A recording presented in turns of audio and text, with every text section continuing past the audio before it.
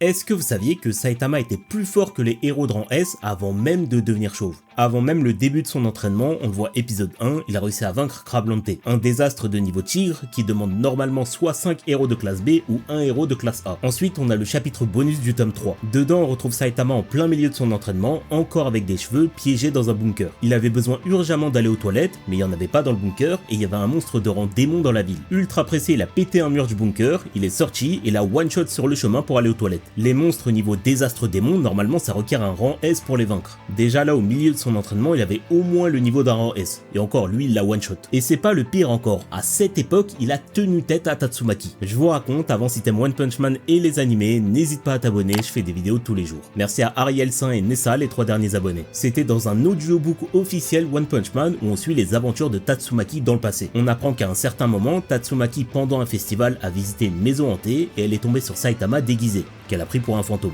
C'était Saitama pas encore chauve, encore au milieu de son entraînement. Effrayée, elle a essayé de le tuer avec ses pouvoirs, mais ça n'a eu absolument aucun effet. À cette époque-là déjà, il était plus fort que la deuxième héros de classe S.